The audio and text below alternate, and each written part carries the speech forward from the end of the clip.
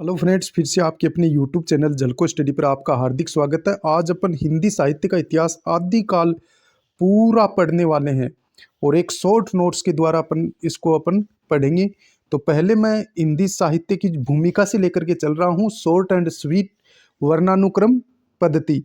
इतिहास लेखन की इस पद्धति में कवियों के नाम के वर्ण को आधार बनाकर उनका परिचय दिया जाता था।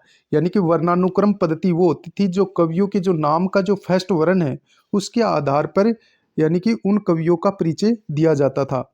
इस प्रकार के ग्रंथों से कवियों के जीवन परिचय के बारे में तो बोध होता है, किंतु इन्हें ऐतिहासिक रचनाएं नहीं कहा जा सकता।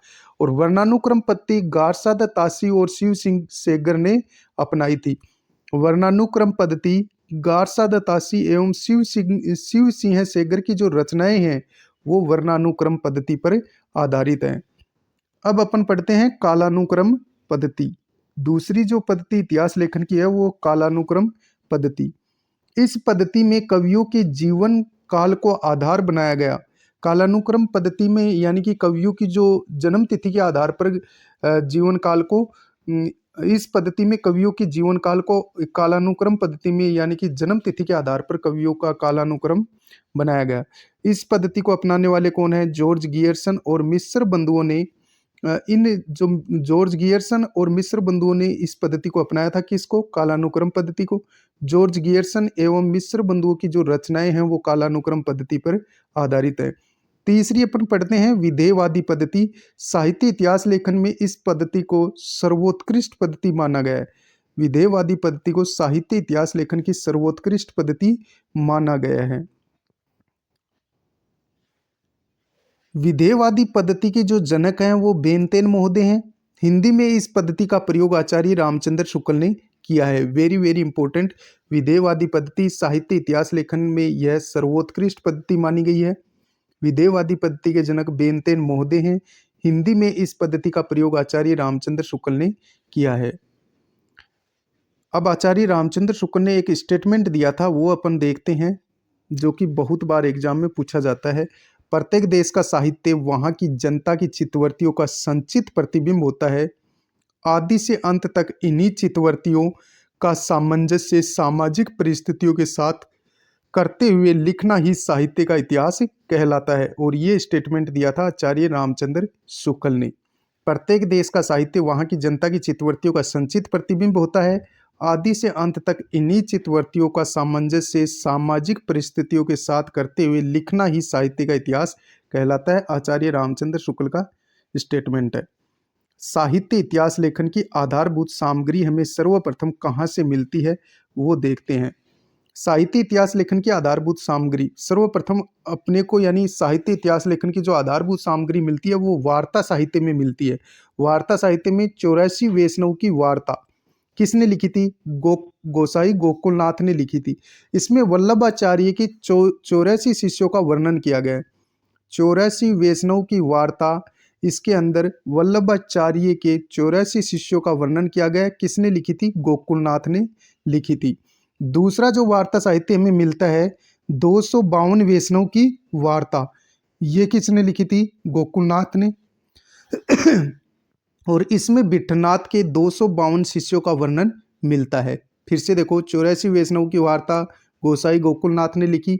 वल्लभाचार्य के 84 शिष्यों का इसमें वर्णन किया गया है। 252 वैष्णव की वार्ता गोसाई गोकुलनाथ ने लिखी थी और इसमें विट्ठनाथ के 252 शिष्यों का वर्णन मिलता है। तीसरी रचना अपन पढ़ते हैं भक्तमाल, जो कि नाभादास ने लिखी थी। तीसरी रचना अपन पढ़ते हैं भक्तमाल, जो कि किसने लिखी थी? नाभादास की रचना है भक्तमाल।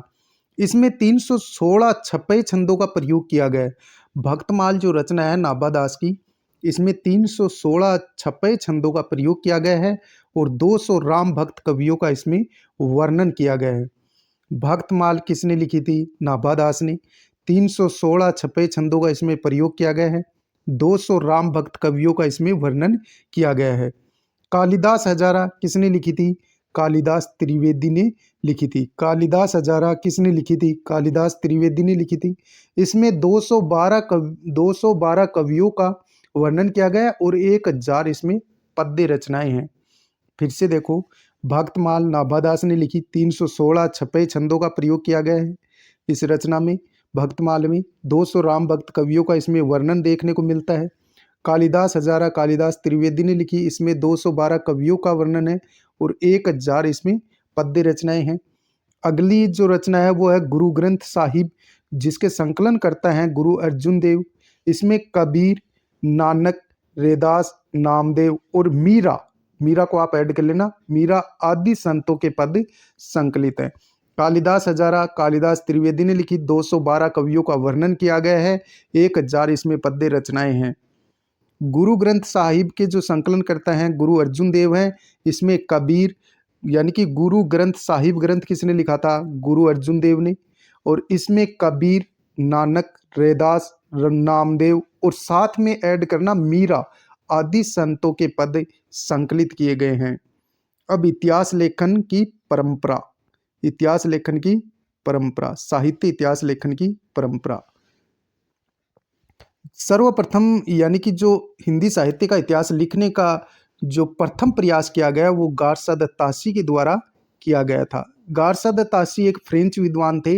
इन्होंने जो हिंदी साहित्य का इतिहास लिखने की जो प्रथम प्रयास किया, इन्होंने अपना हिंदी साहित्य का इतिहास लिखा इस्टवार द ला लिटरेतुर लिटरेतुर एंदुई हिंदुस्तानी में, यानी कि इन्होंने जो गारसाद तासी ने अपना साहित्य इतिहास लिखा था वो लिखा था, इनकी गारसाद तासी की रचना है इस्टवार द ला लिटरेतुर एंदुई हिंदुस्तानी।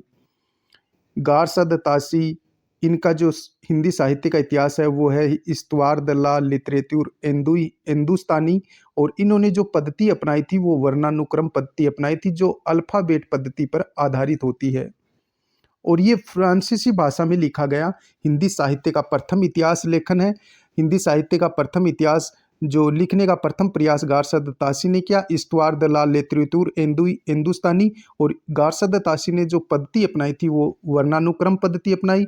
गारसाद तासी ने जो ये ग्रंथ लिखा था इस्टवार द ला लिटरेतुर एंदुई हिंदुस्तानी, ये फ्रांसीसी भाषा में लिखा था और अल्फाबेट पद्धति को इसने अपनाया था गारसाद तासी ने, यानी कि अल्फाबेट पद्धति वर्णानुक्रम पद्धति होती है। नेक्स्ट, गारसाद तासी ने ये जो ग्रंथ लिखा था इस्टवार द ला लिटरेतुर एंदुई हिंदुस्तानी, जो ग्रंथ गारसाद तासी ने लिखा था यह 2 भागों में प्रकाशित हुआ था। प्रथम संस्करण यानी कि प्रथम जो संस्करण था 1839 में प्रकाशित हुआ, जिसमें कवि परिचय दिए गए। और प्रथम संस्करण का ही दूसरा जो भाग प्रकाशित हुआ था वो 1847 में प्रकाशित हुआ, जिसमें रचना परिचय दिया गया, कवि परिचय और रचना परिचय दिया गया। प्रथम भाग 2 भागों में प्रकाशित हुआ। प्रथम संस्करण 1839 में प्रथम संस्करण प्रकाशित हुआ, जिसमें कवि परिचय दिया गया। और प्रथम संस्करण का दूसरा भाग 1847 में प्रकाशित हुआ, जिसमें रचना परिचय दिया गया। और द्वितीय संस्करण यदि पूछा जाए कि गारसाद तासी ने जो ग्रंथ लिखा था इस्टवार द ला लिटरेतुर एंदुई हिंदुस्तानी, उसका द्वितीय संस्करण प्रकाशित हुआ था 1871 में।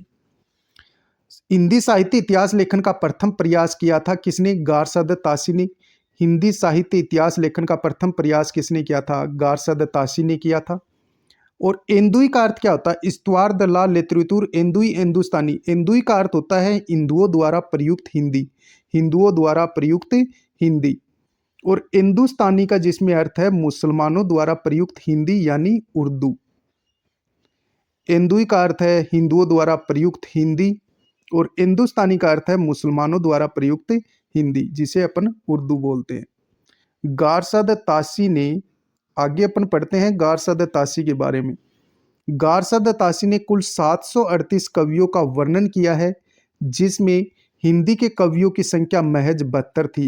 यानी गारसाद तासी ने जो अपना ग्रंथ लिखा था इस्टवार द ला लिटरेतुर एंदुई हिंदुस्तानी, उसमें कुल 738 कवियों का वर्णन किया है, जिसमें हिंदी के कवियों की संख्या महज 72 थी। कितनी थी? हिंदी के कवियों की संख्या महज 72 थी और कुल कवियों की संख्या पूछी जाए तो 738 थी। नलिन विलोचन शर्मा ने इस ग्रंथ को हिंदी साहित्य का प्रथम साहित्यिक इतिहास व तासी को प्रथम इतिहासकार माना है। किसने? इसको आप याद रखेंगे, नलिन विलोचन शर्मा ने इस ग्रंथ को गारसद तासी ने जो ग्रंथ लिखा था इस्तवार द ला लिटरेचर एंदु, ये हिंदुस्तानी ग्रंथ को हिंदी साहित्य का प्रथम साहित्य इतिहास व तासी को प्रथम इतिहासकार कौन मानते हैं? ननील विलोचन शर्मा। इस ग्रंथ का हिंदी अनुवाद किसने किया था? लक्ष्मी सागर वासने ने इसका हिंदी में अनुवाद किया था। इस्तवार द ला लिटरेचर एंदु हिंदुस्तानी ग्रंथ का हिंदी में अनुवाद किसने किया था? लक्ष्मी सागर वेसने ने किया था। अब इसमें दोष क्या है वो अपन देखते हैं। दोष, प्रमुख दोष क्या है? जो गारसद तासी ने जो ग्रंथ लिखा था इस्तवार द ला लिटरेचर एंदु हिंदुस्तानी, इसमें दोष क्या है? वर्णानुक्रम पद्धति पर आधारित ग्रंथ है ये, वर्णानुक्रम पद्धति पर आधारित ग्रंथ है, गारसद तासी द्वारा लिखा गया। काल विभाजन एवं नामकरण का कोई प्रयास नहीं किया गया।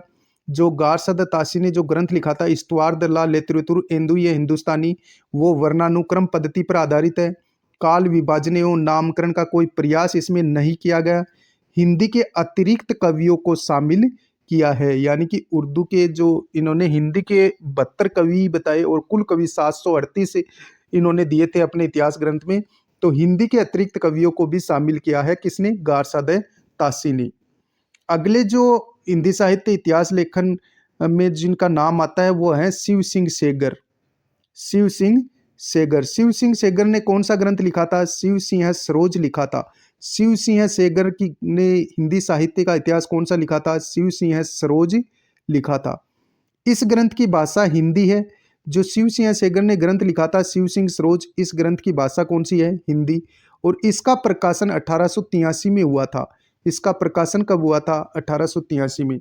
शिव सिंह सरोज का प्रकाशन 1883 में हुआ था। हिंदी भाषा में लिखा गया प्रथम जो साहित्य इतिहास ग्रंथ है वो शिव सिंह सेगर का शिव सिंह सरोज है। हिंदी भाषा में लिखा गया, प्रकाशन इसका 1883 में हुआ था। शिव सिंह सेगर ने जो ग्रंथ लिखा था शिव सिंह सरोज, इसमें कवियों की संख्या कितनी है? 1000 कवियों की संख्या है। हिंदी भाषा में लिखा गया हिंदी का प्रथम साहित्य इतिहास ग्रंथ कौन सा है? शिव सिंह सरोज है। जो शिव सिंह सेगर ने लिखा था वो हिंदी भाषा में लिखा हिंदी का प्रथम साहित्य इतिहास, यदि पूछा जाए कि हिंदी भाषा में लिखा गया हिंदी का प्रथम साहित्य इतिहास ग्रंथ कौन सा है, तो शिव सिंह सरोज है, जो शिव सिंह सेगर द्वारा लिखा गया था। इसे हिंदी साहित्य इतिहास लेखन में महत्वपूर्ण प्रस्थान बिंदु माना गया है। इसे हिंदी साहित्य इतिहास लेखन में महत्वपूर्ण प्रस्थान बिंदु माना गया है। किस ग्रंथ को हिंदी साहित्य इतिहास लेखन में महत्वपूर्ण प्रस्थान माना गया है? शिव सिंह सरोज को माना गया है। आगे अपन देखते हैं इस ग्रंथ में भी दोष रहे, वो कौन कौन से दोष हैं वो भी अपन देख लेते हैं। वर्णानुक्रम पद्धति पर आधारित है, यानी गारसद तासी और शिव सिंह सेगर ने जो पद्धति अपनाई थी वो वर्णानुक्रम पद्धति थी, यानी अल्फाबेट पद्धति। तो वर्णानुक्रम पद्धति पर आधारित ग्रंथ है। और काल विभाजन और नामकरण का कोई प्रयास नहीं किया, यानी गारसद तासी ने और साथ में शिव सिंह सेगर ने काल विभाजन व नामकरण का कोई प्रयास नहीं किया है। अब अपन पढ़ेंगे जॉर्ज गियर्सन। जॉर्ज गियर्सन जो कि कर्नल टोड के शिष्य थे। जॉर्ज गियर्सन कर्नल टोड के शिष्य थे। जॉर्ज गियर्सन ने जो हिंदी साहित्य का इतिहास लिखा वो था, जॉर्ज गियर्सन की रचना कौन सी है? The modern vernacular literature of northern Hindustan. George Gierson ने कौन सा इतिहास लिखा? The modern vernacular literature of northern Hindustan. The modern vernacular literature of northern Hindustan. और यह ग्रंथ अंग्रेजी भाषा में लिखा था। किसने? जॉर्ज गियर्सन ने अपना जो ग्रंथ लिखा था the modern vernacular literature of northern Hindustan, इस ग्रंथ की भाषा अंग्रेजी है। वास्तविक रूप में लिखित पहला ग्रंथ, हिंदी साहित्य इतिहास का प्रथम वास्तविक रूप में लिखित ग्रंथ कौन सा है? The modern vernacular literature of northern Hindustan, जो जॉर्ज गियर्सन ने लिखा था। अंग्रेजी भाषा में वास्तविक रूप से लिखित पहला हिंदी साहित्य इतिहास का ग्रंथ माना जाता है। यह रचना प्रारंभ में एशियाटिक, यह रचना यानी the modern vernacular literature of northern Hindustan, यह रचना प्रारंभ में एशियाटिक सोसाइटी ऑफ बंगाल में वर्ष 1888 में प्रकाशित हुई थी। जो ग्रंथ लिखा था जॉर्ज गियर्सन ने the modern vernacular literature of northern Hindustan, भाषा अंग्रेजी, वास्तविक रूप से लिखित पहला ग्रंथ है। और यह रचना प्रारंभ में एशियाटिक सोसाइटी ऑफ बंगाल में वर्ष 1888 में प्रकाशित हुई थी। जॉर्ज गियर्सन ने कुल कवियों की संख्या इस ग्रंथ में कितनी मानी है? 952। वर्ष 1889 में स्वतंत्र रूप से प्रकाशित हुआ था और ये ग्रंथ सर्वप्रथम तो एशियाटिक सोसाइटी ऑफ बंगाल में वर्ष 1888 में प्रकाशित हुआ और फिर बाद में वर्ष 1889 में स्वतंत्र रूप से प्रकाशित हुआ था। जॉर्ज गियर्सन का योगदान, जॉर्ज गियर्सन का योगदान अपन देखते हैं। योगदान, पहली बार काल विभाजन और नामकरण का प्रयास किया था किसने? जॉर्ज गियर्सन ने। हिंदी साहित्य इतिहास लेखन में सर्वप्रथम यानी काल विभाजन और नामकरण का प्रयास किसने किया था? जॉर्ज गियर्सन ने किया था। संपूर्ण साहित्य को 11 कालखंडों में विभक्त किया। जॉर्ज गियर्सन ने संपूर्ण हिंदी साहित्य को 11 कालखंडों में विभक्त किया। भक्ति काल को हिंदी का स्वर्ण युग कहा था किसने? जॉर्ज गियर्सन ने। इसको आप याद रखेंगे, बहुत बार पूछा गया है। जॉर्ज गियर्सन ने भक्ति काल को यानी कि जॉर्ज गियर्सन ने भक्ति काल को स्वर्ण काल कहा था। पहली बार काल विभाजन और नामकरण का प्रयास किया जॉर्ज गियर्सन ने। संपूर्ण साहित्य को 11 कालखंडों में विभक्त किया किसने? जॉर्ज गियर्सन ने। भक्ति काल को हिंदी का स्वर्ण युग किसने कहा है? तो जॉर्ज गियर्सन ने कहा है। नेक्स्ट, जॉर्ज गियर्सन ने जो ग्रंथ लिखा था the modern vernacular literature in northern Hindustan, जो ग्रंथ लिखा था उसका हिंदी में अनुवाद किसने किया था? तो किशोरी लाल गुप्त ने किया था। इस ग्रंथ का हिंदी अनुवाद किसने किया? किशोरी लाल गुप्त ने किया। किस नाम से? हिंदी का पहला साहित्य इतिहास के नाम से इसका हिंदी में अनुवाद किया था किशोरी लाल गुप्त ने। हिंदी का पहला साहित्य इतिहास नाम से इसका हिंदी अनुवाद किया था। तुलसीदास को बुद्ध के बाद दूसरा सबसे बड़ा अवतार माना है जॉर्ज गियर्सन ने। तुलसीदास के बाद बुद्ध को दूसरा सबसे बड़ा अवतार किसने माना है? तो जॉर्ज गियर्सन ने माना है। आदिकाल को चारण काल नाम दिया जॉर्ज गियर्सन ने। आदिकाल को क्या नाम दिया था? चारण काल नाम दिया था। हिंदी के अतिरिक्त भाषा के कवियों को अलग किया। हिंदी भाषा के अतिरिक्त कवियों को इसने अलग किया था किसने? जॉर्ज गियर्सन ने। और जॉर्ज गियर्सन ने जो इतिहास लिखा था इसमें यानी कि 952 कवियों का इसने वर्णन किया गया है। अब अपन दोष देखते हैं, इसमें दोष क्या हैं, इससे इतिहास लेखन में दोष क्या हैं। काल विभाजन व नामकरण मनमाने ढंग से प्रस्तुत किया। जॉर्ज गियर्सन ने काल विभाजन व नामकरण मनमाने ढंग से प्रस्तुत किया। कालानुक्रम पद्धति पर आधारित ग्रंथ है। कालानुक्रम पद्धति मैंने बताई कि जन्म तिथि के आधार पर होती है। तो काल विभाजन व नामकरण मनमाने ढंग से प्रयोग किया, प्रस्तुत किया किसने? जॉर्ज गियर्सन ने। कालानुक्रम पद्धति पर आधारित ग्रंथ है किनका? जॉर्ज गियर्सन का। अब अपन पढ़ेंगे मिस्र बंधु, जिनसे क्वेश्चन बहुत बार पूछा जाता है। मिस्र बंधु विनोद। मिस्र बंधु कौन थे? इसमें ये तीन भाई थे, श्याम बिहारी मिस्र, सुखदेव बिहारी मिस्र और गणेश बिहारी मिस्र। श्याम, सुखदेव और गणेश। श्याम, सुखदेव और गणेश।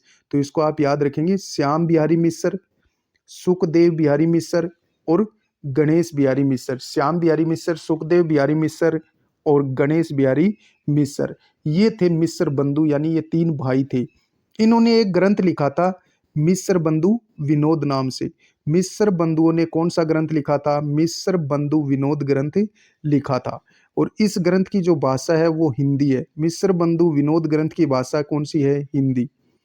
4 भागों में ये प्रकाशित हुआ। जो मिस्र बंधु विनोद ग्रंथ है ये 4 भागों में प्रकाशित हुआ था। प्रथम 3 भाग 1913 में प्रकाशित हुए थे। इसको आप याद रखेंगे। मिस्र बंधु विनोद 3 भाई थे, श्याम बिहारी मिस्र, सुखदेव बिहारी मिस्र और गणेश बिहारी मिस्र। इन्होंने मिस्र बंधु विनोद ग्रंथ लिखा। भाषा इस ग्रंथ की हिंदी है। 4 भागों में प्रकाशित हुआ। प्रथम 3 भाग 1913 में प्रकाशित हुए। मिस्र बंधुओं ने कौन सी पद्धति अपनाई? कालानुक्रम पद्धति अपनाई। और चौथा ग्रंथ इनका 1934 में प्रकाशित हुआ था। इसको भी आप याद रखेंगे। 3 भाग जो प्रकाशित हुए वो 1913 में और चौथा भाग प्रकाशित हुआ था 1934 में। और जॉर्ज गियर्सन ने और मिस्र बंधु ने जो पद्धति अपनाई थी वो कालानुक्रम पद्धति को अपनाया था। अब जॉर्ज मिस्र बंधुओं का योगदान अपन देखते हैं। मिस्र बंधुओं का योगदान। लगभग 5000 कवियों का वर्णन है इस ग्रंथ में। मिस्र बंधु विनोद ग्रंथ में लगभग 5000 कवियों का वर्णन देखने को मिलता है। संपूर्ण साहित्य को 8 भागों में विभक्त किया। यानी जो मिस्र बंधु थे, इन्होंने मिस्र बंधु जो विनोद ग्रंथ लिखा है, इस संपूर्ण साहित्य को 8 भागों में विभक्त किया है। आचार्य रामचंद्र शुक्ल ने इसे बड़ा भारी इतिवृत्तात्मक ग्रंथ कहकर व्यंग्य किया है, किंतु शुक्ल ने रीतिकालीन कवियों का परिचय भी इसी ग्रंथ से लिया है। यानी कि आचार्य रामचंद्र शुक्ल हैं, वो इसे बहुत बड़ा भारी इतिवृत्तात्मक ग्रंथ कह करके व्यंग्य भी करते हैं, लेकिन आचार्य रामचंद्र शुक्ल ने स्वयं ने रीतिकालीन कवियों का परिचय भी मिस्र बंधु विनोद ग्रंथ से लिया है। देव और बिहारी विवाद का कारण मानते हैं मिस्र बंधु विनोद। यानी कि मिस्र बंधु जो विनोद ग्रंथ है, इसके अंदर देव और बिहारी को विवाद का कारण माना गया है। किस ग्रंथ में देव और बिहारी को विवाद का कारण माना गया है? तो मिस्र बंधु विनोद ग्रंथ में। खड़ी बोली गद्य का प्रथम लेखक गोरखनाथ को मानते हैं। मिस्र बंधु विनोद हैं, ये खड़ी बोली गद्य का प्रथम लेखक किसे मानते हैं? गोरखनाथ को मानते हैं। नेक्स्ट, अब अपन देखते हैं कि मिस्र बंधुओं ने जो नामकरण और काल विभाजन वो किस प्रकार किया है। आदिकाल को इन्होंने 2 भागों में बांटा। पहला, इन्होंने आदिकाल को यानी कि आदिकाल को इन्होंने माना है 700 से लेकर 1444 विक्रम संवत तक। आरंभिक काल को इन्होंने आदिकाल को इन्होंने आरंभिक काल नाम दिया, और इसका जो माना है समय वो 700 से 1444 विक्रम संवत मानते हैं। और आरंभिक काल को मिस्र बंधुओं ने 2 भागों में विभक्त किया, पूर्व आरंभिक काल और उत्तर आरंभिक काल। तो पूर्व आरंभिक काल को इन्होंने माना है 700 से लेकर 1343 विक्रम संवत मानते हैं। उत्तर आरंभिक काल को ये मानते हैं 1344 से लेकर 1444 विक्रम संवत तक मानते हैं। फिर इन्होंने दूसरा जो यानी कि जो भक्ति काल है, इसको इन्होंने माध्यमिक काल नाम दिया। भक्ति काल को मिस्र बंधुओं ने क्या नाम दिया? माध्यमिक काल। और इसको ये मानते हैं 1444 से लेकर 1680 विक्रम संवत तक। यानी भक्ति काल को मिस्र बंधु मानते हैं माध्यमिक काल, और इन्होंने यानी भक्ति काल को नाम दिया माध्यमिक काल, और इसका जो इन्होंने समय माना वो 1445 से लेकर 1680 विक्रम संवत माना है। इसको भी 2 भागों में बांटा है। पूर्व माध्यमिक काल जिसको मानते हैं ये 1445 विक्रम संवत से लेकर 1560 विक्रम संवत तक मानते हैं। और दूसरा इन्होंने माध्यमिक काल विभाजन का यानी कि 2 भागों में किया है। तो दूसरा इन्होंने प्रौढ़ माध्यमिक काल माना, और इसका समय मानते हैं 1561 से लेकर 1680 विक्रम संवत। भक्ति काल को माध्यमिक काल नाम दिया, और 1445 से लेकर 1680 विक्रम संवत ये मानते हैं। और इसको भी 2 भागों में विभक्त किया मिस्र बंधुओं ने। पूर्व माध्यमिक काल जो कि 1445 से लेकर 1560 विक्रम संवत माना, और प्रौढ़ माध्यमिक काल 1561 से 1680 विक्रम संवत मानते हैं। फिर ऋतिक काल को इन्होंने परवर्ती सूचक नाम दिया अलंकृत काल, और ऋतिक काल को अलंकृत काल मानने वाले कौन है? मिस्र बंधु है। तो इन्होंने अलंकृत काल का जो समय माना वो 1681 से लेकर 1889 ईस्वी तक माना है। 1681 से लेकर 1889 तक मानते हैं, ये ऋतिक काल को नाम देते हैं अलंकृत काल मिस्र बंधु। और इन्होंने अलंकृत काल को भी 2 भागों में विभक्त किया, पूर्व अलंकृत काल और उत्तर अलंकृत काल। पूर्व अलंकृत काल को इन्होंने माना है 1681 से लेकर 1790 विक्रम संवत तक, और उत्तर अलंकृत काल का जो इन्होंने समय माना है वो 1791 से लेकर 1889 विक्रम संवत मानते हैं। फिर ये इनका जो काल विभाजन है, तो अगला इन्होंने नाम दिया परिवर्तन काल। परिवर्तन काल का जो इन्होंने समय माना वो 1890 से लेकर 1925 विक्रम संवत माना है। और फिर वर्तमान काल, गद्य काल को इन्होंने नाम दिया वर्तमान काल, जो 1926 विक्रम संवत से आगे तक का ये मानते हैं कौन? मिस्र बंधु। परिवर्तन काल 1890 से 1925 विक्रम संवत, वर्तमान काल मानते हैं 1926 विक्रम संवत से आगे तक का। आगे अपन देखते हैं इनका प्रमुख योगदान मिस्र बंधुओं का। साहित्य पुनरुत्थान की लहर से प्रभावित प्रशंसनीय ग्रंथ, यानी मिस्र बंधु विनोद को साहित्य पुनरुत्थान की लहर से प्रभावित प्रशंसनीय ग्रंथ किसने माना है? डॉक्टर नामवर सिंह ने माना है। मिश्र बंधु विनोद को साहित्य पुनरुत्थान की लहर से प्रभावित प्रशंसनीय ग्रंथ किसने माना है? डॉक्टर नामवर सिंह ने माना है। अब अपन देखते हैं दोष, यानी कि मिश्र बंधुओं ने जो मिश्र बंधु विनोद ग्रंथ लिखा है इसमें दोष क्या है? मनमाने ढंग से नामकरण व काल विभाजन किया मिश्र बंधुओं ने, यानी कि मनमाने ढंग से नामकरण और काल विभाजन किया, ये दोष है एक तो। एक कालानुक्रम पद्धति पर आधारित है। कालानुक्रम पद्धति पर आधारित दो ग्रंथ लिखे गए थे, यानी कि एक तो लिखा था जॉर्ज इब्राहिम गियर्सन और दूसरे मिश्र बंधु विनोद थे जिन्होंने कालानुक्रम पद्धति अपनाई थी। तीसरा इसमें दोष है, रचना के स्थान पर कवि परिचय को महत्व दिया गया है, यानी रचना को इतना महत्व नहीं दिया गया, कवि परिचय को इस ग्रंथ में महत्व दिया गया है, तो ये भी एक दोष है। नेक्स्ट, एक बार फिर से इनका जल्दी से अपन रिवीजन कर लेते हैं। पद्धति देखेंगे, साहित्य इतिहासकार देखेंगे, साहित्य इतिहास देखेंगे और भाषा। वर्णानुक्रम पद्धति, कवियों का नाम के वर्ण के आधार पर इसका परिचय दिया गया है और वर्णानुक्रम पद्धति को अपनाने वाले हैं गारसा दत्तासी। इन्होंने ग्रंथ लिखा था इस्तवार द ला लिटरेचर एंदुए हिंदुस्तानी, किस भाषा में? फ्रांसीसी भाषा में लिखा था। वर्णानुक्रम पद्धति को अपनाने वाले शिव सिंह सेगर हैं जिन्होंने शिव सिंह सरोज लिखा था, 1883 में प्रकाशित हुआ, हिंदी भाषा में लिखा गया पहला ग्रंथ शिव सिंह सरोज है। तीसरी, कालानुक्रम पद्धति में कवियों के जीवन के काल के आधार पर कवियों का परिचय दिया गया और इसको अपनाने वाले जॉर्ज गियर्सन और मिश्र बंधु हैं जिन्होंने, जॉर्ज गियर्सन ने तो कवियों की संख्या मानी 952 और इन्होंने अपना जो इतिहास जो लिखा है वो the modern vernacular literature of Hindustan लिखा, अंग्रेजी भाषा में पहला ग्रंथ जो प्रकाशित हुआ। फिर कालानुक्रम पद्धति को मानने वाले मिश्र बंधु हैं जिसमें तीन भाई हैं, श्याम बिहारी मिश्र, सुखदेव बिहारी मिश्र और गणेश बिहारी मिश्र। इन्होंने लिखा था मिश्र बंधु विनोद, चार भागों में प्रकाशित हुआ। प्रथम 3 भाग 1913 में, चौथा भाग 1934 में प्रकाशित हुआ और ये ग्रंथ हिंदी भाषा में लिखा गया था।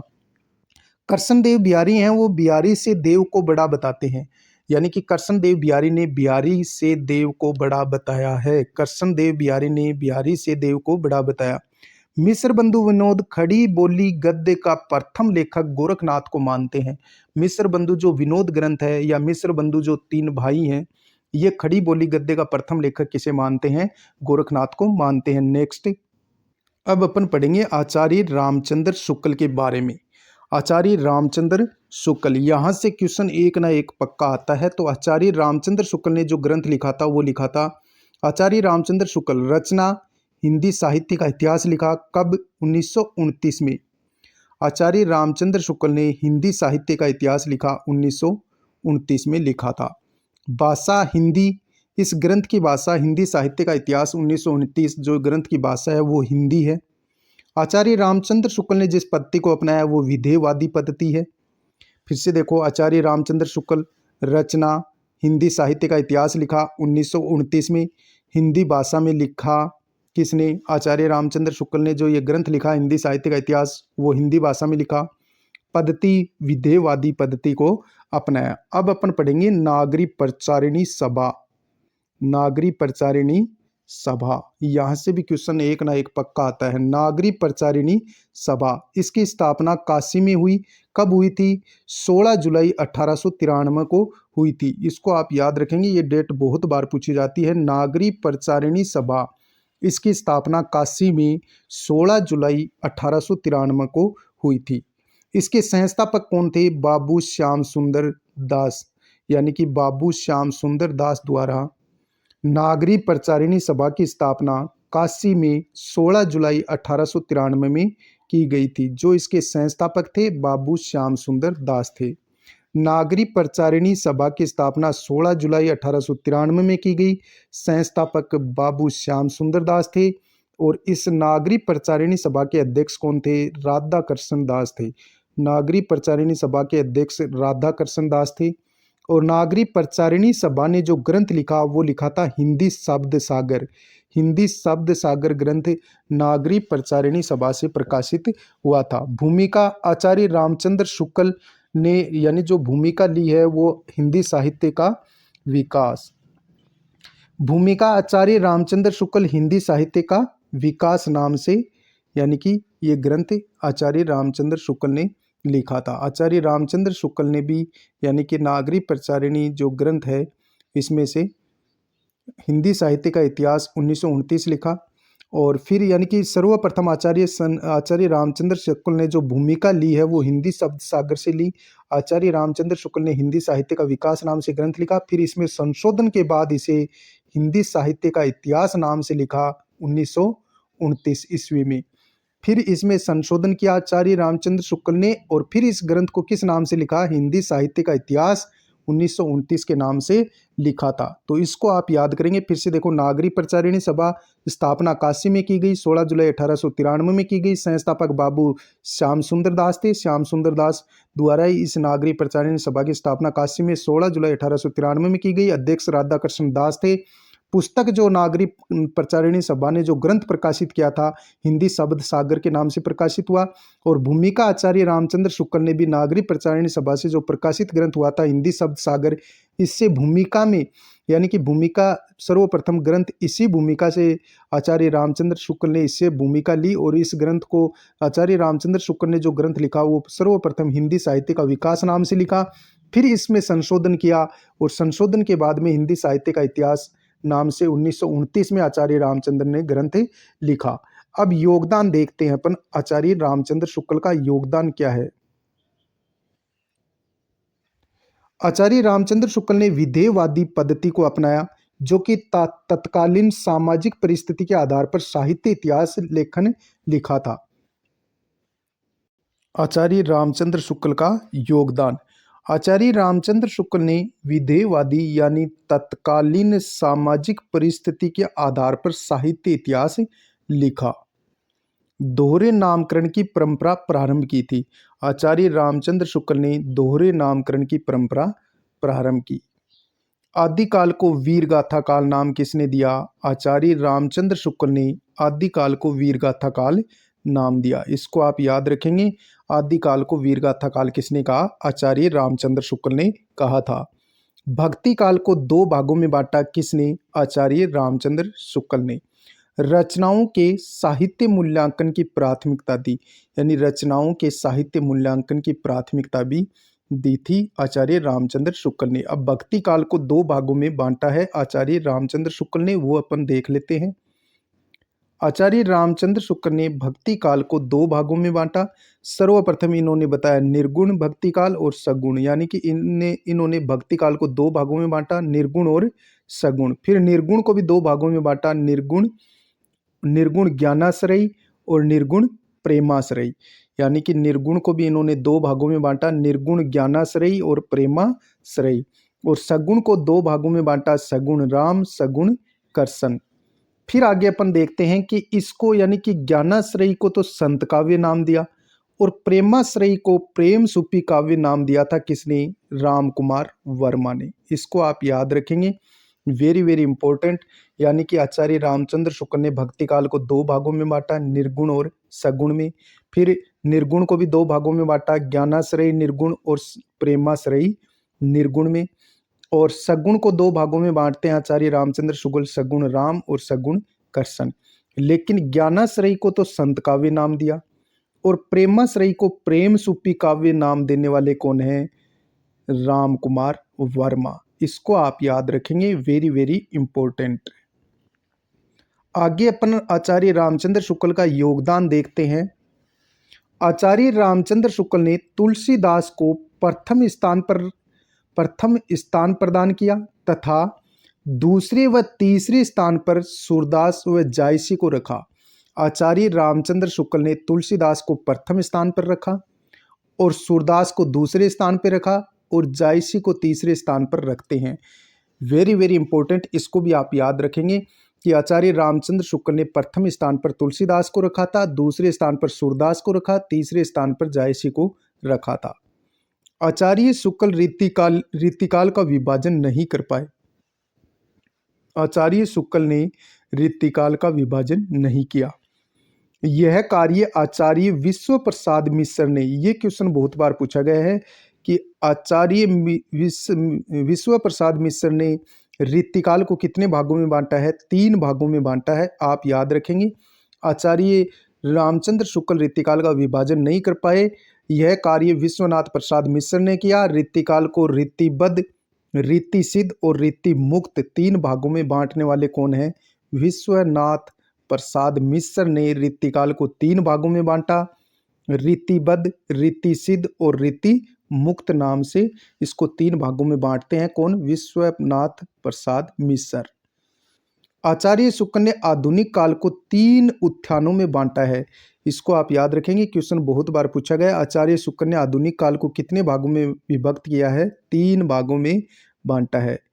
अब अपन देखते हैं आचार्य रामचंद्र शुक्ल।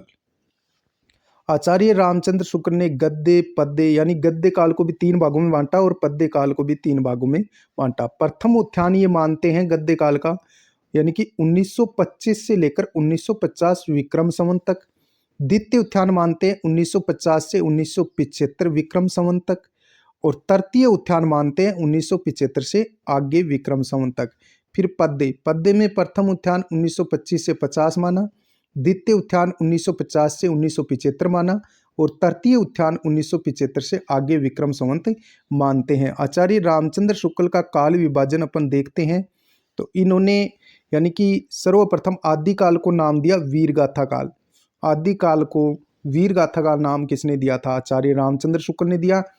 और इसका समय ये मानते हैं वीरगाथा काल का 1050 से लेकर 1375 विक्रम संवत मानते हैं। सर्वाधिक विवादित काल वीरगाथा काल मानते हैं।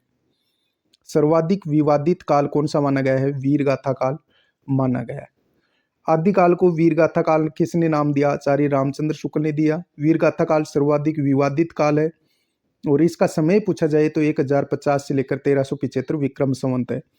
फिर दूसरा था पूर्व मध्य काल, इसको आचार्य रामचंद्र शुक्ल ने भक्ति काल नाम दिया और इसका समय मानते हैं 1375 से लेकर 1700 विक्रम संवत। तीसरा उत्तर मध्य काल, इसको नाम दिया रीतिकाल। रीतिकाल का समय मानते हैं 1700 से लेकर 1900 विक्रम संवत। चौथा आधुनिक काल को गद्य काल नाम किसने दिया था? आचार्य रामचंद्र शुक्ल ने दिया और 1900 से आगे 1984 विक्रम संवत मानते हैं। फिर से देखो, आदि काल को वीरगाथा काल नाम दिया आचार्य रामचंद्र शुक्ल ने। सर्वाधिक विवादित काल है, 1050 से लेकर 1375 विक्रम संवत माना। पूर्व मध्य काल को नाम भक्ति काल दिया, 1375 से लेकर 1700 विक्रम संवत इसका समय है। उत्तर मध्य काल को रीति काल नाम दिया, 1700 से लेकर 1900 विक्रम संवत है इसका समय। आधुनिक काल को गद्य काल नाम दिया, 1900 से आगे 1984 विक्रम संवत तक। नेक्स्ट, अब अपन पढ़ेंगे डॉक्टर रामकुमार वर्मा। डॉक्टर रामकुमार वर्मा ने जो ग्रंथ लिखा वो था हिंदी साहित्य का आलोचनात्मक इतिहास। बहुत बार पूछा गया है, हिंदी साहित्य का आलोचनात्मक इतिहास ग्रंथ किसने लिखा था? डॉक्टर रामकुमार वर्मा ने। और यह ग्रंथ 7 प्रकरणों में विभक्त है। यह ग्रंथ कौन सा? हिंदी साहित्य का आलोचनात्मक इतिहास जो लिखा था डॉक्टर रामकुमार वर्मा ने। यह ग्रंथ 7 प्रकरणों में विभक्त है। जो आधार है आचार्य रामचंद्र शुक्ल को बनाया। इसने किसने? डॉक्टर रामकुमार वर्मा ने जो ये ग्रंथ लिखने में मुख्य आधार किसको बनाया? आचार्य रामचंद्र शुक्ल को बनाया। रामकुमार वर्मा ने जो ग्रंथ लिखा था हिंदी साहित्य का आलोचनात्मक इतिहास 7 भागों में विभक्त है। वो आधार किसको माना? आचार्य रामचंद्र शुक्ल को बनाया। और प्रथम भाग 1938 में प्रकाशित हुआ हिंदी साहित्य का आलोचनात्मक इतिहास, यानी कि 1938 में इसका प्रथम भाग प्रकाशित हुआ था।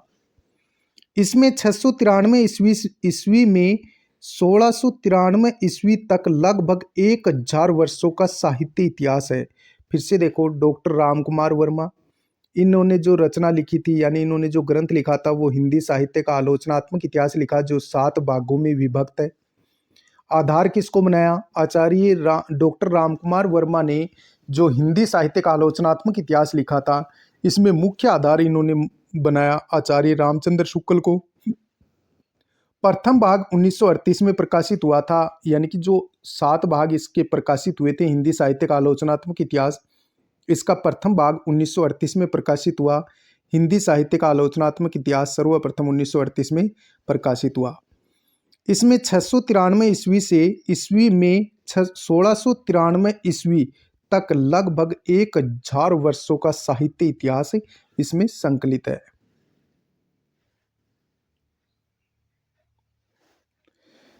इसका दूसरा भाग यानी कि जो हिंदी साहित्य का आलोचनात्मक इतिहास जो डॉक्टर रामकुमार वर्मा ने लिखा था, इसका दूसरा भाग प्रकाशित नहीं हो पाने के कारण इसे एक अधूरा साहित्य इतिहास ग्रंथ कहा जाता है। इसको आप याद रखेंगे कि हिंदी साहित्य लेखन में किस ग्रंथ को एक अधूरा साहित्य इतिहास ग्रंथ कहा जाता है, तो हिंदी साहित्य का आलोचनात्मक इतिहास किसने लिखा था? डॉक्टर रामकुमार वर्मा ने।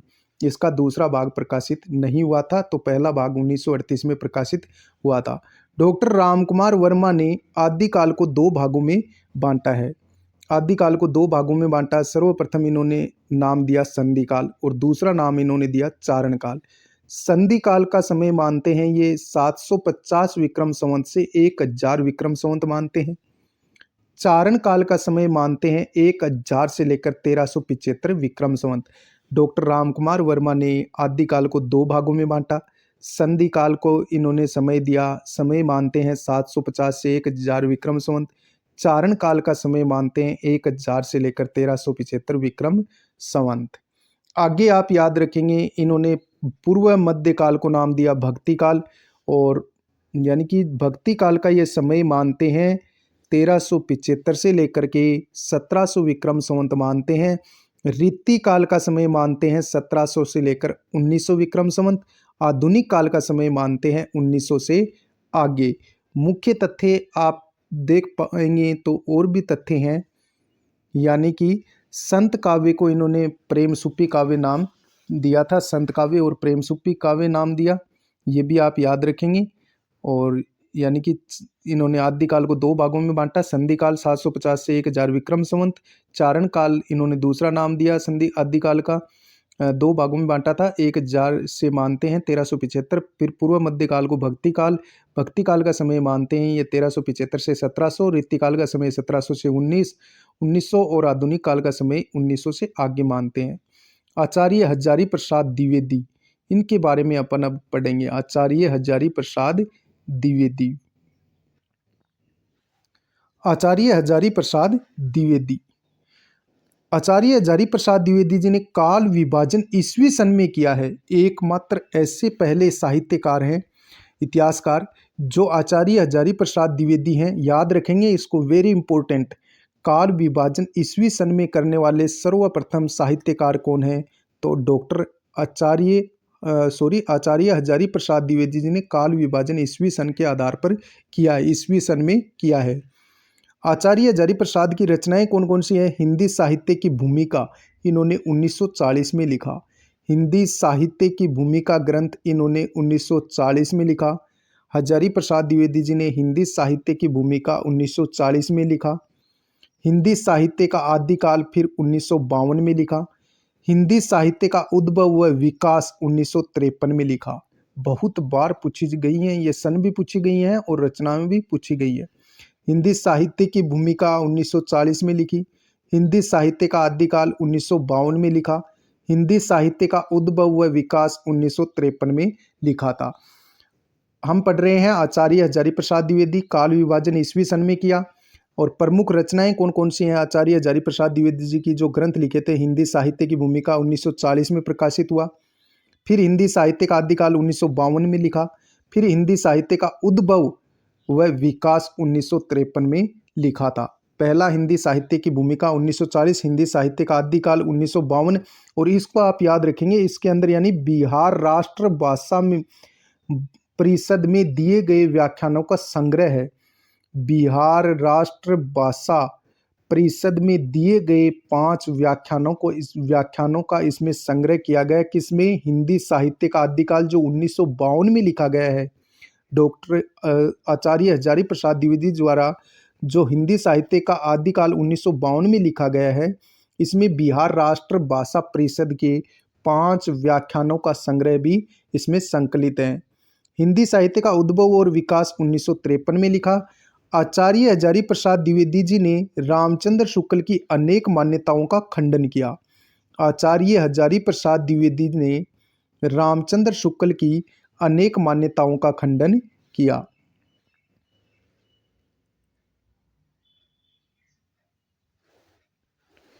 द्विवेदी जी ने आदिकाल को आदिकाल नाम दिया और इसका समर्थन कौन करते हैं? डॉक्टर नगेंद्र करते हैं। तो इसको भी आप याद रखेंगे, द्विवेदी जी ने आदिकाल को क्या नाम दिया? आदिकाल नाम दिया। और इसका समर्थन कौन करते हैं? नगेंद्र। नगेंद्र भी आदिकाल को आदिकाल ही मानते हैं। अब अपन पढ़ेंगे डॉक्टर गणपति चंद्र गुप्त। डॉक्टर गणपति चंद्र गुप्त।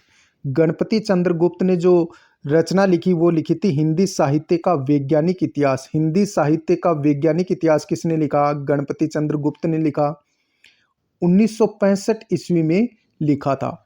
गणपति चंद्र गुप्त ने जो हिंदी साहित्य का इतिहास लिखा वो है हिंदी साहित्य का वैज्ञानिक इतिहास। हिंदी साहित्य का वैज्ञानिक इतिहास 1965 में किसने लिखा? गणपति चंद्र गुप्त ने लिखा। हिंदी साहित्य का वैज्ञानिक इतिहास 1965 में लिखा था गणपति चंद्र गुप्त ने। इन्होंने आदिकालीन साहित्य को 3 भागों में बांटा। किसने? गणपति चंद्र गुप्त ने आदिकालीन साहित्य को 3 भागों में बांटा। आदिकालीन साहित्य को 3 भागों में बांटते हैं गणपति चंद्र गुप्त। 3 भागों में बांटते हैं, धर्माश्रित और राज्याश्रित और लोकाश्रित, यानी कि धर्म आश्रित और राज्य आश्रित और लोक आश्रित। इस प्रकार आदिकालीन साहित्य को 3 भागों में बांटते हैं। कौन? गणपति चंद्र गुप्त। धर्म आश्रित में ये सम्मिलित करते हैं सिद्ध, नाथ और जैन को। राज्य आश्रित में ये शामिल करते हैं रासो साहित्य को। और लोक आश्रित में ये सम्मिलित करते हैं लोक मनोरंजन की रचनाएं, पदावली और खुसरो की पहेलियों, जो कि लोकाश्रित में आती हैं। धर्म आश्रित में सिद्ध, नाथ और जैन साहित्य आता है। राज्य आश्रित में रासो साहित्य और लोक आश्रित में लोक मनोरंजन की रचनाएं जैसे पदावली और खुसरो की पहेलियां। अब अपन पढ़ेंगे नागरी प्रचारिणी सभा द्वारा प्रकाशित ग्रंथ। नागरी प्रचारिणी सभा की स्थापना काशी में की गई 16 जुलाई 1893 को की गई थी। इसके संस्थापक बाबू श्याम सुंदर दास थे। बाबू श्याम सुंदर दास ने नागरी प्रचारिणी सभा की स्थापना काशी में की, 16 जुलाई 1893 में की। नागरी प्रचारिणी सभा में जो ग्रंथ लिखा वो था हिंदी साहित्य का वृहत इतिहास, यानी कि हिंदी साहित्य का वृहत इतिहास किसने लिखा? नागरी प्रचारिणी सभा में प्रकाशित होने वाला ग्रंथ कौन सा था? हिंदी साहित्य का वृहत इतिहास। प्रारंभिक योजना 16 खंडों में जो हिंदी साहित्य का वृहत इतिहास लिखा गया, ये 16 खंडों में, प्रारंभ में 16 खंडों में विभक्त था। लेकिन वर्तमान संदर्भ में यदि क्वेश्चन आता है तो आप 18 करके आएंगे, 18 खंडों में विभक्त था। यह शताधिक विद्वानों का इतिहास है, यानी कि इसके अंदर किसमें? जो नागरी प्रचारिणी सभा द्वारा जो प्रकाशित जो ग्रंथ है हिंदी साहित्य का वृहत इतिहास, जो कि 18 खंडों में विभक्त है, इसमें शताधिक विद्वानों का, यानी 100 से अधिक विद्वानों का ये इतिहास है। इसके अंदर किसमें? साहित्य इतिहास का वृहत इतिहास में। डॉक्टर नगेंद्र ने, यानी कि जो हिंदी साहित्य का वृहत इतिहास है, इसमें से डॉक्टर नगेंद्र ने इसके छठे खंड में रीतिकाल की भूमिका लिखी है। डॉक्टर नगेंद्र ने जो नागरी प्रचारिणी सभा द्वारा जो प्रकाशित ग्रंथ है हिंदी साहित्य का वृहत इतिहास, इसमें से डॉक्टर नगेंद्र ने इसके छठे खंड में रीतिकाल की भूमिका लिखी है। नेक्स्ट, डॉक्टर मोतीलाल मेनारिया ने इसके अंतर्गत राजस्थानी साहित्य का इतिहास लिखा। इसको आप याद रखेंगे, पूछा जा सकता है राजस्थानी साहित्य का इतिहास किसने लिखा था? डॉक्टर मोतीलाल मेनारिया ने राजस्थानी साहित्य का इतिहास लिखा। भागीरथ मिश्र ने हिंदी वीर काव्य शास्त्र का इतिहास लिखा।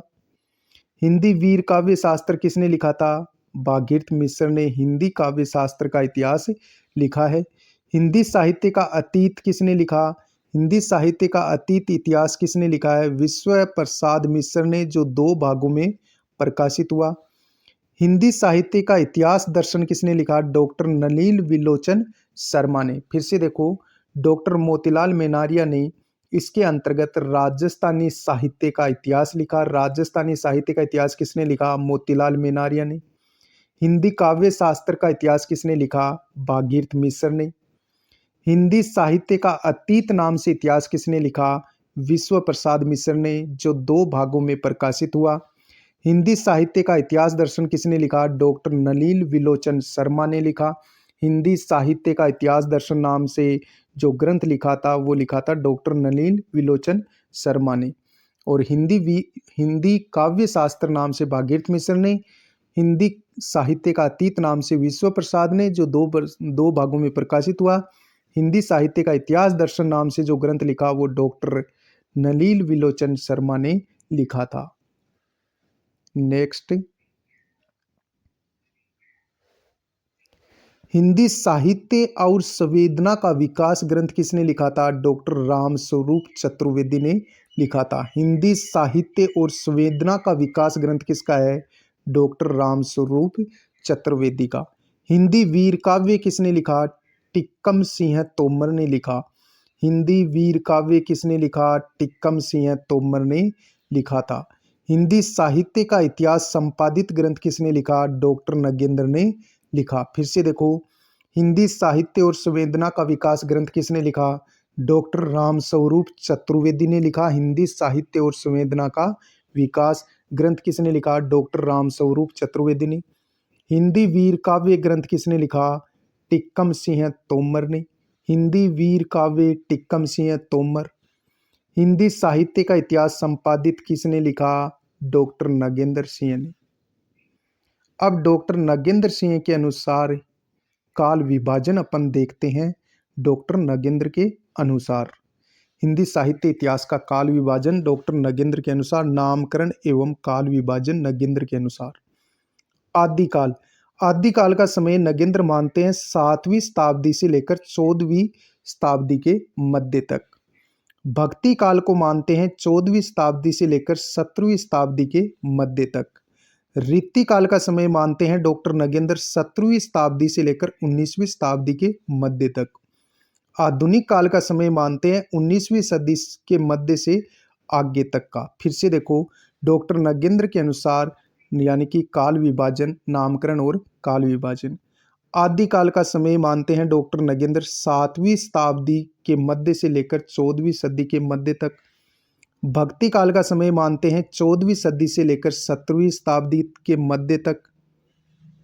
रीतिकाल का समय मानते हैं 17वीं से लेकर 19वीं शताब्दी के मध्य तक। आधुनिक काल का समय मानते हैं 19वीं सदी मध्य से आगे तक। आधुनिक काल, आधुनिक काल को डॉक्टर नगेंद्र ने क्या नाम दिया?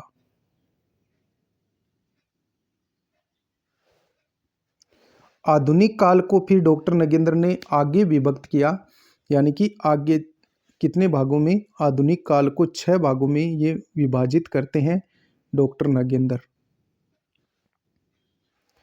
आदिकाल, आदिकाल को नाम दिया इन्होंने पुनर्जागरण काल। आधुनिक काल, आधुनिक काल में भी सर्वप्रथम इन्होंने 6 भागों में विभक्त किया। सर्वप्रथम पुनर्जागरण काल, जो कि 1857 से लेकर 1900 ईस्वी तक मानते हैं, जिसे भारतेंदु हरिश्चंद्र या भारतेंदु युग भी इसे कहा गया है। पहला युग भारतेंदु युग था, जिसमें भारतेंदु हरिश्चंद्र ने, यानी कि आधुनिक काल में सर्वप्रथम भारतेंदु युग, जो कि भारतेंदु हरिश्चंद्र द्वारा प्रारंभ युग था, इसको डॉक्टर नगेंद्र ने नाम दिया पुनर्जागरण काल। और इसका समय मानते हैं ये 1857 से लेकर 1900 ईस्वी तक।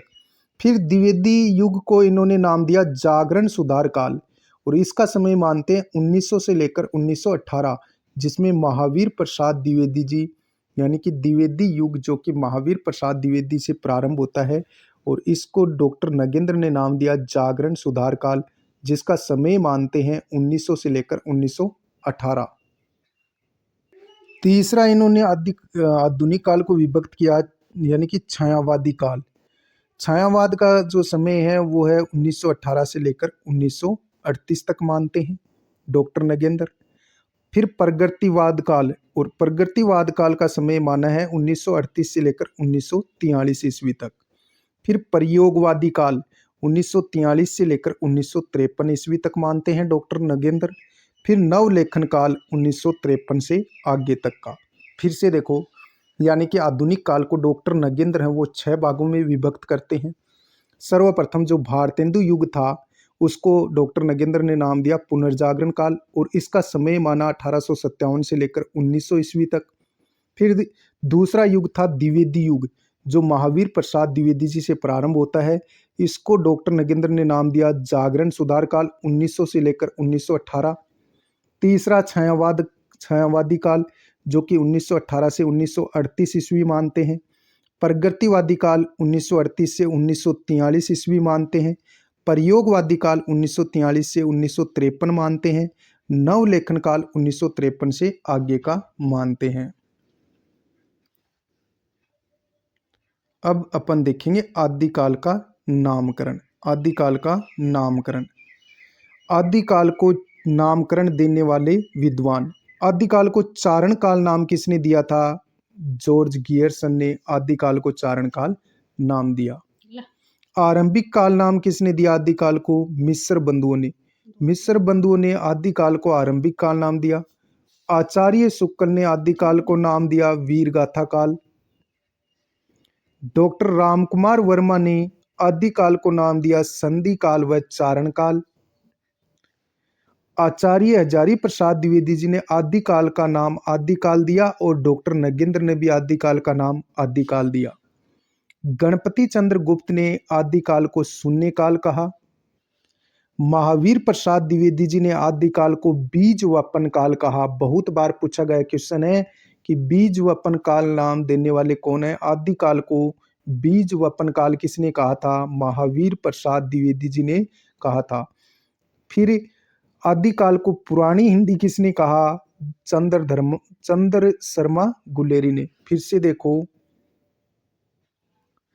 आदिकाल का नामकरण अपन देख रहे हैं। आदिकाल को चारण काल नाम किसने दिया? जॉर्ज गियर्सन ने आदिकाल को चारण काल कहा। आदिकाल को आरंभिक काल किसने कहा? मिस्र बंधुओं ने कहा। आदिकाल को आचार्य रामचंद्र शुक्ल ने क्या कहा? वीरगाथा काल। आदिकाल को वीरगाथा काल किसने कहा? डॉक्टर शुक्ल ने कहा, आचार्य शुक्ल ने कहा। डॉक्टर रामकुमार वर्मा ने आदिकाल को संधि काल और चारण काल नाम दिया। आचार्य हजारी प्रसाद द्विवेदी जी ने आदिकाल का नाम आदिकाल ही रखा और डॉक्टर नगेंद्र ने भी आदिकाल का नाम आदिकाल रखा। गणपति चंद्र गुप्त ने आदिकाल को शून्य काल कहा। महावीर प्रसाद द्विवेदी जी ने आदिकाल को बीज वपन काल कहा। चंद्रधर शर्मा गुलेरी ने आदिकाल को पुरानी हिंदी कहा। आदिकाल को चारण काल गियर्सन ने कहा। आदिकाल को आरंभिक काल मिस्र बंधुओं ने कहा। आदिकाल को वीरगाथा काल आचार्य शुक्ल ने कहा। आदिकाल को संधि काल और चारण काल रामकुमार वर्मा ने कहा। आदिकाल को आदिकाल हजारी प्रसाद द्विवेदी जी और नगेंद्र कहते हैं कि आदिकाल का नाम आदिकाल ही है। और आदिकाल को शून्य काल कहने वाले, शून्य काल किसने कहा? गणपति चंद्र गुप्त ने। बीज वपन काल कहा महावीर प्रसाद द्विवेदी जी ने और पुरानी हिंदी कहा था गुलेरी ने। आगे अपन देखते हैं, यानी कि महावीर प्रसाद द्विवेदी जी आदिकाल को बीज वपन काल बोलते हैं। पुरानी हिंदी आदिकाल को पुरानी हिंदी काल नाम किसने दिया? चंद्र शर्मा गुलेरी ने। कमल कुल श्रेष्ठ आदिकाल को बोलते हैं अंधकार काल। राहुल सांस्कृत्यायन ने आदिकाल को सिद्ध सामंत काल कहा। धीरेन्द्र वर्मा ने आदिकाल को अपभ्रंश काल कहा। विश्व प्रसाद मिश्र ने आदिकाल को वीरकाल कहा। आदिकाल को महावीर प्रसाद द्विवेदी जी ने बीज वपन काल कहा। चंद्रधर शर्मा गुलेरी ने आदिकाल को पुरानी हिंदी कहा। कमल कुल श्रेष्ठ ने आदिकाल को अंधकार काल कहा। राहुल सांस्कृत्यायन ने आदिकाल को सिद्ध सामंत काल कहा। धीरेन्द्र वर्मा ने आदिकाल को अपभ्रंश काल कहा। विश्वनाथ प्रसाद मिश्र ने आदिकाल को वीरकाल कहा। नेक्स्ट, आचार्य रामचंद्र शुक्ल ने आदिकाल को वीर गाथा काल 12 रचनाओं को आधार मानकर, जिसमें 4 रचनाएं अपभ्रंश की तथा 8 रचनाएं देश भाषा की हैं। आचार्य शुक्ल ने आदिकाल को वीर काल नाम किसके आधार पर दिया? 12 रचनाओं को आधार मान करके आचार्य रामचंद्र शुक्ल ने आदिकाल का नाम वीर गाथा काल दिया था, 12 रचनाओं को आधार मानकर, जिसमें 4 रचनाएं तो अपभ्रंश की हैं और 8 रचनाएं देश भाषा की हैं। अब अपभ्रंश की 4 रचनाएं कौन सी हैं आचार्य रामचंद्र शुक्ल के अनुसार, वो अपन देखते हैं। यानी कि आचार्य रामचंद्र शुक्ल ने 12 रचनाओं के आधार को मानते हुए और वीर गाथा काल नाम दिया आदिकाल को। अपभ्रंश की 4 रचनाएं आचार्य रामचंद्र शुक्ल कौन सी मानते हैं? हमीर रासो किसने लिखा था? सारंगधर ने। विजयपाल रासो किसने लिखा था? नल सिंह ने। कीर्ति लता किसने लिखी? विद्यापति ने। और कीर्ति पताका किसने लिखी? विद्यापति ने। ये चार रचनाएं अपभ्रंश से इनका संबंध मानते हैं। अपभ्रंश की चार रचनाएं मानते हैं कौन? आचार्य रामचंद्र शुक्ल। हमीर रासो सारंगधर ने लिखा। विजयपाल रासो नल सिंह ने लिखा। कीर्ति लता और कीर्ति पताका किसने लिखी? विद्यापति ने। इन चार रचनाओं को तो अपभ्रंश की रचना मानते हैं और 8 देश भाषा की रचनाएं मानते हैं आचार्य रामचंद्र शुक्ल। वो कौन सी रचनाएं हैं? 8 भाषा की 8 यानी कि देश भाषा की 8 रचनाएं। खुमान रासो। खुमान रासो के रचयिता कौन है? दलपति विजय। खुमान रासो किसने लिखा? दलपति विजय ने लिखा। पृथ्वीराज रासो किसने लिखा? चंद्र बरदाई ने लिखा। जय मयंक जय जस चंद्रिका जिसके रचयिता कौन है? मधुकर कवि। जय चंद्र प्रकाश किसने लिखा? भट्ट केदार ने। परमाल रासो किसने लिखा? जगनिक ने। बिसलदेव रासो किसने लिखा? नरपति नाला ने। पदावली किसने लिखी? विद्यापति ने। और खुसरो की पहेलियां किसने लिखी? खुसरो ने। 8 देश भाषा की रचनाएं जो कि कौन कौन सी हैं? खुमान रासो दलपति विजय ने लिखी। पृथ्वीराज रासो चंद्र बरदाई ने लिखा। जय मयंक जय जस चंद्रिका किसने लिखी? मधुकर कवि ने। जय मयंक जस चंद्रिका किसने लिखी? मधुकर कवि ने। जय चंद्र प्रकाश किसने लिखा? भट्ट केदार ने। परमाल रासो किसने लिखा? जगनिक ने। बिसलदेव रासो नरपति नालय ने लिखा। बिसलदेव रासो नरपति नालय ने लिखा। पद्यावली किसने लिखी? विद्यापति ने। और खुसरो की पहेलियां किसने लिखी? खुसरो ने। फिर से देखो, खुमान रासो दलपति विजय, पृथ्वीराज रासो चंद्र बरदाई, जय जस मयंक जस चंद्रिका मधुकर कवि, जयचंद्र प्रकाश भट्ट केदार, परमाल रासो जगनिक का, बिसलदेव रासो नरपति नालय का, पद्यावली विद्यापति की और खुसरो की पहेलियां खुसरो की।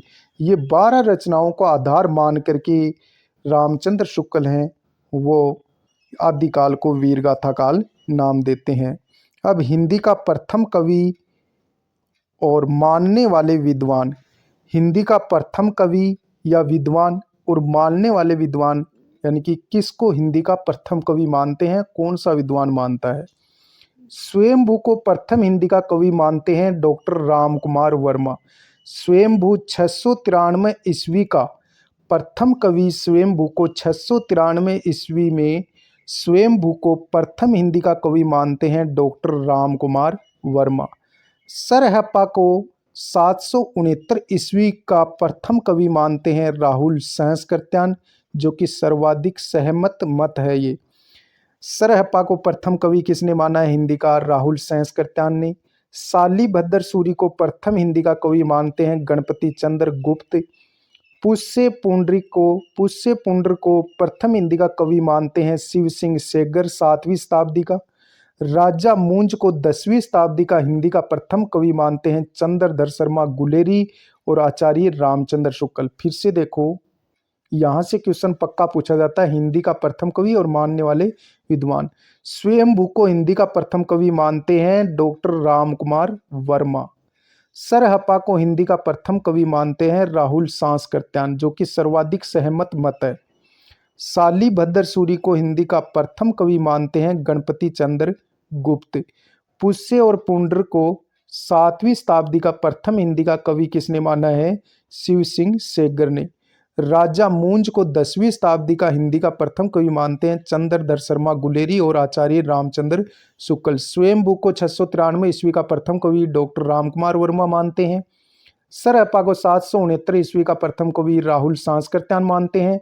शालिभद्र सूरी को 1184 ईस्वी का प्रथम कवि गणपति चंद्र गुप्त मानते हैं। पुष्य पुंड्र को 7वीं शताब्दी का प्रथम हिंदी का कवि शिव सिंह सेगर मानते हैं। राजा मूंज को 10वीं शताब्दी का हिंदी का कवि चंद्रधर शर्मा गुलेरी मानते हैं और समर्थन करते हैं आचार्य रामचंद्र शुक्ल। अब्दुल रहमान को 12वीं शताब्दी का हिंदी का कवि मानते हैं आचार्य हजारी प्रसाद द्विवेदी जी। अब्दुल रहमान को हिंदी का प्रथम कवि किसने माना है? आचार्य हजारी प्रसाद द्विवेदी जी ने। और विद्यापति को 14वीं-15वीं शताब्दी का यानी कि प्रथम हिंदी का कवि विद्यापति को कौन मानते हैं? बचन सिंह। राजा मूंज को हिंदी का प्रथम कवि चंद्रधर शर्मा गुलेरी और आचार्य शुक्ल मानते हैं। अब्दुल रहमान को हिंदी का प्रथम कवि हजारी प्रसाद द्विवेदी मानते हैं। विद्यापति को प्रथम हिंदी का कवि बचन सिंह मानते हैं। हिंदी की प्रथम रचना कौन सी है वो अपन देखते हैं। हिंदी की प्रथम रचना श्रावकाचार जो 1933 में लिखी गई और इसके जो राइटर्स हैं वो देवसेन है। यानी कि हिंदी की प्रथम रचना कौन सी है? श्रावकाचार 1933 में लिखी गई और इसके जो लेखक हैं श्रावकाचार के वो देवसेन है। देवसेन ने श्रावकाचार लिखी और श्रावकाचार 1933 में देवसेन ने लिखी थी। विशेष, यद्यपि हिंदी का प्रथम कवि सर हप्पा को माना जाता है किंतु उनकी कोई रचना एकीकृत रूप में नहीं मिली, सो हिंदी की प्रथम रचना श्रावकाचार को ही माना जाता है। हिंदी का प्रथम कवि पूछा जाए तो सर हप्पा को माना जाता है, लेकिन सर हप्पा की कोई रचना नहीं मिलने के कारण हिंदी की प्रथम रचना श्रावकाचार को मानी जाती है। 1933 ईस्वी में लिखी थी। किसने? देवसेन ने लिखी थी। आदिकालीन साहित्य अब अपन पढ़ेंगे। आदिकालीन साहित्य को 3 भागों में बांटा गणपति चंद्र गुप्त ने। आदिकालीन साहित्य, डॉक्टर गणपति चंद्र गुप्त ने आदिकालीन साहित्य को 3 भागों में बांटा है। पहला धर्म आश्रित, फिर राज्य आश्रित और लोकाश्रित।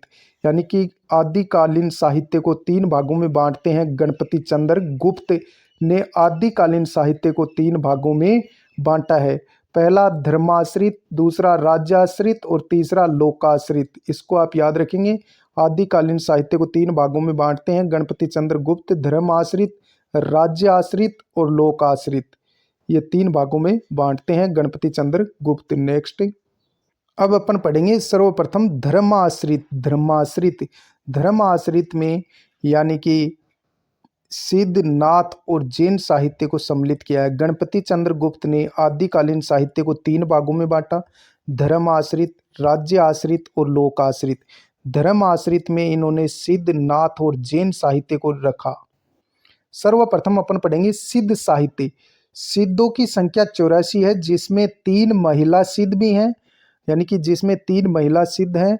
और कौन कौन सी? लक्ष्मी खर्रा, मणिभद्रपा और कनकलता और मेखलपा। ये 4 योगिनियां हैं, यानी कि 3 महिला सिद्ध भी हैं। कौन कौन सी? फिर से देखो। धर्माश्रित में गणपति चंद्र गुप्त ने सिद्ध, नाथ और जैन साहित्य को सम्मिलित किया। सिद्ध साहित्य में सिद्धों की संख्या 84 है और जिसमें 3 महिला सिद्ध भी हैं, जिसमें लक्ष्मी खर्रा, मणिभद्रपा, कनकलता और मेखलपा। यानी कि ये 4 आप याद रखेंगे, 3 नहीं 4 महिला सिद्ध है। कौन? लक्ष्मी खर्रा, मणिभद्रपा, कनकलता और मेखलपा। ये 4 सिद्ध स्त्रियां हैं 84 सिद्धों में। अब विशेषताएं, सिद्ध यानी कि सिद्धों की विशेषताएं। सिद्ध साहित्य की विशेषताएं अपन देखेंगे कौन कौन सी हैं। सिद्ध साहित्य की विशेषताएं। सिद्ध साहित्य की विशेषताएं, गुरु की महिमा, यानी कि सिद्ध साहित्य में गुरु की महिमा को माना है। काव्य की साधना, नारी की साधना के केंद्र में रखा, यानी कि नारी को साधना के केंद्र में रखा सिद्ध साहित्य में। पंचमकार की साधना, यानी मांस, मदिरा, मत्स्य, मुद्रा और मैथुन, यानी कि 5 मकार की साधना को महत्व दिया। मांस, मदिरा, मत्स्य, मुद्रा और मैथुन को। सामाजिक खंडन मंडन की प्रवृत्ति को अपनाया। सिद्ध साहित्य की विशेषताएं अपन पढ़ रहे हैं। गुरु की महिमा का बखान किया, यानी कि गुरु को महत्व दिया। सिद्ध साहित्य में गुरु की महिमा का बखान किया गया। काया की साधना पर बल दिया गया। नारी को साधना के केंद्र में रखा गया। पंचमकार की साधना को महत्व दिया गया, जिसमें मांस, मदिरा, मत्स्य, मुद्रा और मैथुन इनको महत्व दिया गया। और सामाजिक खंडन मंडन की प्रवृत्ति को अपनाया। अब अपन पढ़ेंगे बौद्ध धर्म। सर्वप्रथम बौद्ध धर्म। बौद्ध धर्म 2 भागों में विभक्त हुआ, एक तो हीनयान और दूसरा महायान। महायान का अर्थ होता है दुख और हीनयान यानी कि सुख का अपन बोल सकते हैं। इसमें अपन देखते हैं बौद्ध धर्म 2 भागों में विभक्त हुआ, हीनयान और महायान। बौद्ध धर्म के पारंपरिक स्वरूप को मानने वाले, जो बौद्ध धर्म के पारंपरिक स्वरूप को जो मानते हैं वो तो हीनयान में आते हैं। महायान या वज्रयान, फिर महायान वज्रयान में विभक्त हुआ, जिसमें मंत्र तंत्र युक्त साधना की गई। महायान वज्रयान में विभक्त हुआ और फिर इसमें वज्रयान में मंत्र तंत्र और युक्त साधना पर बल दिया गया। फिर सिद्ध, सिद्ध यानी कि वज्रयान से फिर सिद्ध शाखा का जन्म होता, यानी कि सिद्ध शाखा का उदय होता है वज्रयान से। और सिद्ध का अर्थ होता है सुखवाद। सिद्धों ने सुखवाद पर बल दिया, जिसमें स्त्री, मांस, मदिरा, मत्स्य, मैथुन आदि की साधना पर बल दिया। यानी कि वज्रयान से फिर सिद्ध साहित्य का उदय होता है। सिद्ध, और जो सिद्ध साहित्य है उसमें यानी कि जिसे अपन सुखवाद भी बोल सकते हैं, और सिद्धों ने सुखवाद पर बल दिया। स्त्री, मांस, मदिरा, मत्स्य, मैथुन आदि को साधना के केंद्र में रखा सिद्धों ने। विशेष सिद्ध बौद्ध की वज्रयान शाखा से आए थे। इसको आप याद रखेंगे, सिद्ध बौद्धों की वज्रयान शाखा से आए थे। बहुत बार पूछा गया है, सिद्ध है वो वज्रयान बौद्धों की किस शाखा से आए थे? वज्रयान शाखा से आए थे। सिद्धों ने बौद्धों के दुखवाद से बदल करके महासुखवाद पंचमकार कर दिया। सिद्धों ने बौद्धों के यानी कि बौद्ध धर्म में जो दुखवाद था उसको बदल करके महासुखवाद पंचमकार कर दिया। पंचमकार पर बल दिया सिद्धों ने, यानी सुखवाद को अपनाया। स्त्री को महत्व दिया, मांस को, मदिरा को, मत्स्य को और मैथुन को आदि की साधना को केंद्र में रखा। किसने? सिद्धों ने। सिद्ध बौद्धों की वज्रयान शाखा से आए थे। सिद्धों ने बौद्धों के दुखवाद को बदलकर महासुखवाद पंचमकार कर दिया। अब प्रसिद्ध सिद्ध कौन कौन से हैं, जिसमें से यानी कि क्वेश्चन आते रहते हैं। प्रथम सिद्ध यानी प्रसिद्ध सिद्ध अपन देखेंगे। सर्वप्रथम पहला जो सिद्ध है वो है यानी कि सरहप्पा। सरहप्पा प्रथम सिद्ध माने जाते हैं, जिन्होंने दोहा कोश लिखा और दोहा कोश के अंदर पाखंड व आडंबर का विरोध किया गया है। प्रथम सिद्ध प्रसिद्ध सिद्धों में प्रथम सिद्ध है सरहप्पा। सरहप्पा जो कि प्रथम सिद्ध थे, जिन्होंने दोहा कोश लिखा और दोहा कोश रचना में पाखंड व आडंबर का करारा विरोध किया गया है। अन्य नाम सरहप्पा के अन्य नाम क्या क्या हैं? सरहवाद और सरोज वज्र और राहुल भद्र।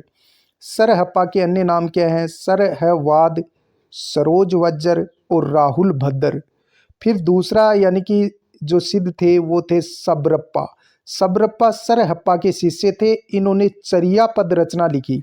चर्या पद में माया मोह का त्याग और सहज जीवन पर बल दिया गया है। तीसरे संत हैं लुईपा, जो सब्रप्पा के शिष्य थे। इन्होंने सर्वाधिक प्रसिद्ध सिद्ध यानी कि सर्वाधिक प्रसिद्ध सिद्ध कौन है? लुईपा, जो सब्रप्पा के शिष्य थे। पूछा जा सकता है कि सर्वाधिक प्रसिद्ध सिद्ध कौन है? लुईपा, जो सब्रप्पा के शिष्य थे। फिर है डोमिपा। डोमिपा विरूपा के शिष्य थे। डोमिपा विरूपा के शिष्य थे, जिन्होंने डोमिपी गीतिका और योगचर्या अक्षर द्विकोपदेश रचना लिखी। फिर से देखो, प्रसिद्ध सिद्ध अपन पढ़ रहे हैं। प्रसिद्ध सिद्धों में सरहप्पा प्रथम सिद्ध थे, जिन्होंने दोहा कोश लिखी। दोहा कोश में पाखंड व आडंबर का विरोध किया गया है। सरहप्पा के अन्य नाम सरहवाद, सरोज वज्र और राहुल भद्र है। फिर सब्रप्पा दूसरा सिद्ध। सब्रप्पा सरहप्पा के शिष्य थे और सब्रप्पा ने चर्या पद रचना लिखी, जिसमें माया मोह का त्याग और सहज जीवन पर बल दिया गया है। तीसरे सिद्ध हैं लुईपा, जो सब्रप्पा के शिष्य थे और सर्वाधिक प्रसिद्ध सिद्ध माने जाते हैं लुईपा। फिर डोमिपा। डोमिपा विरूपा के शिष्य थे। डोमिपा विरूपा के शिष्य थे। डोमिपा ने डोमिपी गीतिका, योगचर्या और अक्षर द्विकोपदेश रचना लिखी थी। फिर अपन पढ़ेंगे कणप्पा। फिर कणप्पा। कणप्पा जालंधरपा के शिष्य थे। कणप्पा जालंधरपा के शिष्य थे। इनके द्वारा 74 ग्रंथों की रचना मानी जाती है, यानी कि ये सिद्धों की 74 रचना मानते हैं। कणप्पा जो जालंधरपा के शिष्य थे, इनके द्वारा यानी कि 74 ग्रंथ लिखे गए थे। कणप्पा जालंधरपा के शिष्य थे, इन्होंने 74 ग्रंथ लिखे। कुकृपा, जिन्होंने जो चरपटिया के शिष्य थे, कुकृपा चरपटिया के शिष्य थे, इन्होंने 16 ग्रंथों की रचना की थी। कणपा जालंधरपा के शिष्य थे, इन्होंने 74 ग्रंथों की रचना की। कुकृपा चरपटिया के शिष्य थे, इन्होंने 16 ग्रंथों की रचना की। विशेष अपन पढ़ते हैं, सिद्धों को भोगवादी व वाममार्गी भी कहा जाता है। सिद्धों को भोगवादी व वाममार्गी भी कहा जाता है। 84 सिद्धों में से 14 सिद्धों की रचनाएं केवल देखने को मिलती हैं।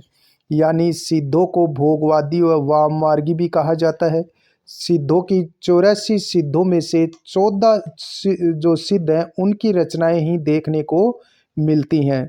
सिद्धों को भोगवादी व वाममार्गी भी कहा जाता है। 84 सिद्धों में से केवल 14 सिद्धों की ही रचनाएं देखने को मिलती हैं। आप याद रखेंगे, वेरी इंपॉर्टेंट, नाथों की सबसे प्राचीन सूची मिलती है वरण रत्नाकर में। नाथों की सबसे प्राचीन सूची कहाँ मिलती है? वरण रत्नाकर में मिलती है। नेक्स्ट, आज के लिए बस इतना ही। कल अपन पढ़ेंगे नाथ साहित्य और जैन साहित्य। मिलते हैं नेक्स्ट वीडियो में, तब तक के लिए जय हिंद जय भारत। वीडियो अच्छा लगे सब्सक्राइब जरूर किया करो यार।